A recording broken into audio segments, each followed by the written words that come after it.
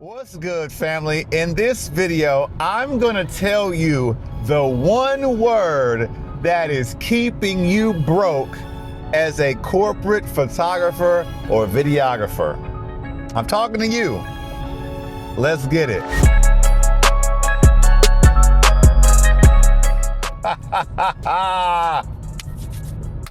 Lock in with me, all right? Now, full disclaimer, full context, a lot of people are not gonna like this video, but I simply don't care because I'm trying to tell you it's the truth.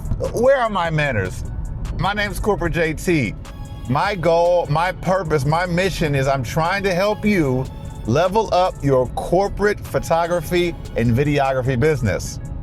I own and operate True Love Studios. We're a nationwide corporate photo and video production team. We travel nationwide. We do conferences, events, branding videos, testimonials, you name it, all right? We got you covered. With all that being said, I've been giving some thought to why a lot of people still struggle with corporate photo and video, right? So let's say at this point you've made the pivot. You've changed your website, right? Maybe you even decided to bump up those prices. Kudos to you, right? Shout out to you. But you're like, man, it ain't working out.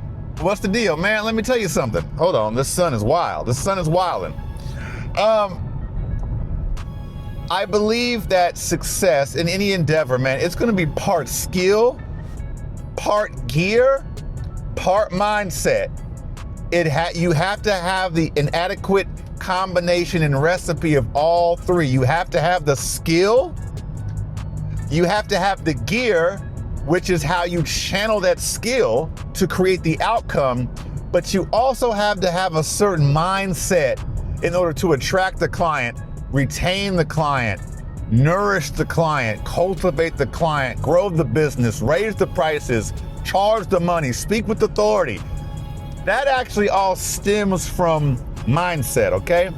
So I know a lot of you we want to talk about gear, we want to talk about numbers. I get that, but when all the self-help people and the motivational speakers, when they talk about mindset, I am telling you, they are not lying.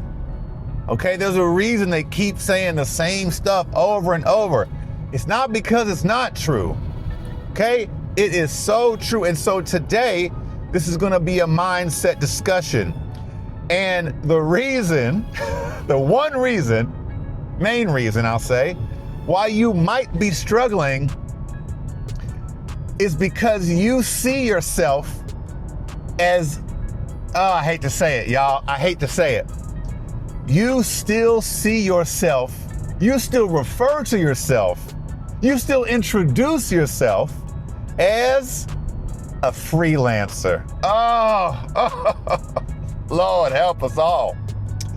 Y'all, that word, it has caused more talented people to continue to struggle and fly under the radar and have to scrap and scrape and claw to try to get every single dollar, and it still not be enough. Y'all, that word has caused people to not believe that they are as good as they are, that they are as capable as they are, or that they can attract the type of clients that they really want, but that they actually could serve at a high level, okay?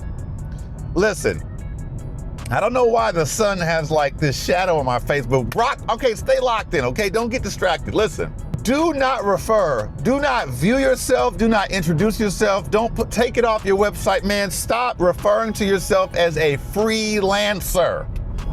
First of all, and here's a few reasons why, okay? This is in no particular order. I'm just coming straight off the dome like most of my videos, okay?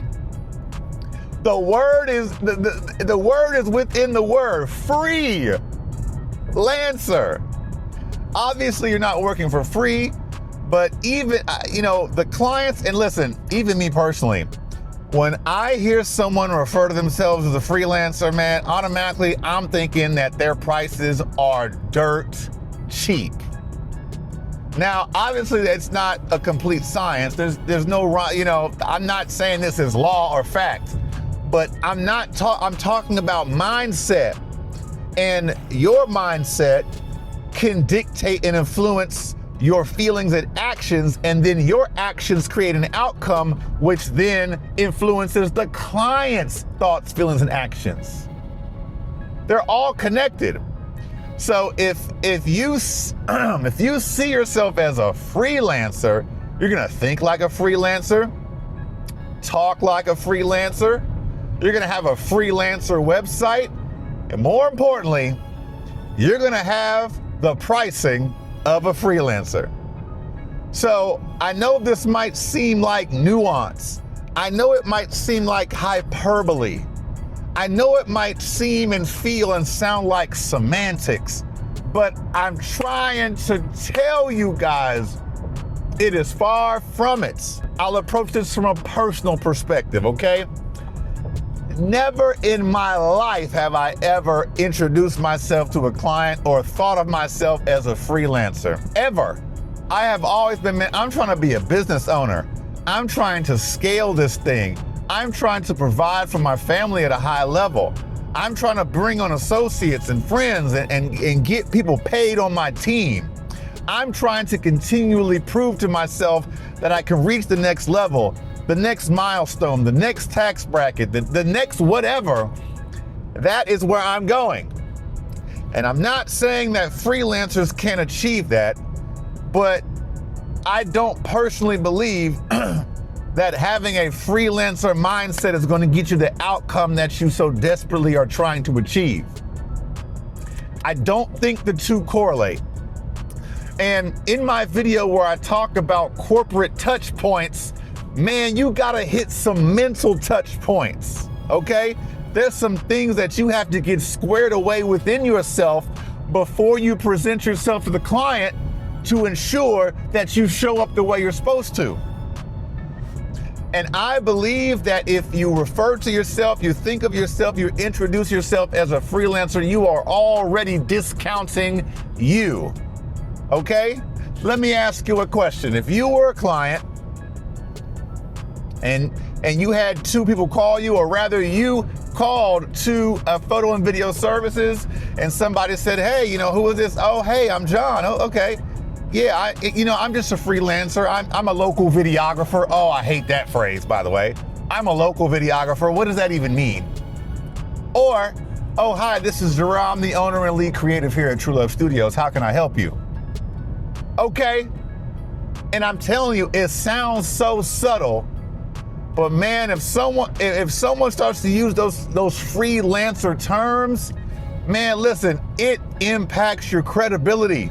You might think it doesn't, but listen, it does. I promise you. So, all my freelancers out there, I really want, like, that's a term you should use when you're like in your first 6 months to a year. You're still trying to figure out this thing, right? But once you get some experience under your belt, once you get a solid website, you have that position, that pricing, that authority. Once you can speak to your clients' needs and solve their problems at a high level, once you can scale and raise those prices and get those 6-figure, 7-figure clients, those retainer services, once you can get out here and travel and just see different sites, like when you are doing that, I need you to like distance yourself from any mention of the word freelancer, because that's not you anymore. So if you find yourself decently skilled or highly skilled, you feel as though your pricing is there or your portfolio is there, and you're doing all the steps and you feel like you're spinning your wheels, man, I need you to examine how you view yourself. I need you to examine, okay, like, do I show up as a business owner and a lead creative and a cinematographer and a visionary and someone who's running an enterprise, regardless of scale, right? Stay with me, lock in. Or do I see myself as just somebody who's just grinding it out, hoping and praying and wishing I get that next client, chasing that elusive 5-figure client that I actually don't believe I'll ever find, right? Which one are you?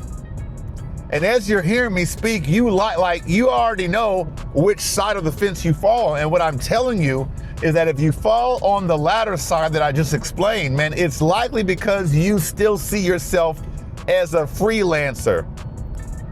And I'm not trying to preach, but you may even see yourself as unworthy. Hold on. Am I preaching? You might actually see yourself as unworthy of the success you desire. That's because deep down inside, you see yourself as a freelancer. And so listen, I'm not trying to be all preachy. I'm not trying to be all, super, self-helpy, but, man, you have to change your self-image.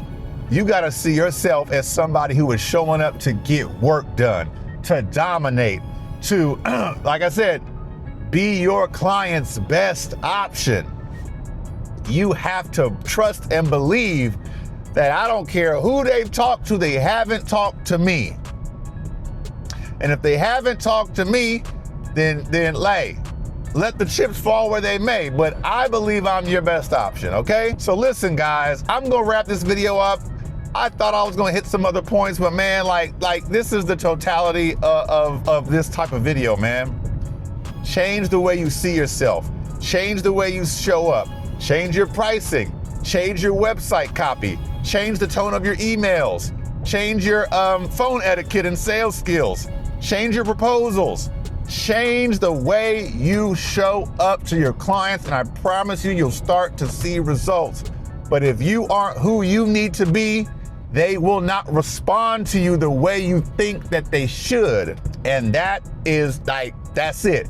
That's game. That's law. I promise you. Thanks for rocking me in this video, man. I know it's a little bit different from my my typical video. Usually I got the 3 points, the 5 steps.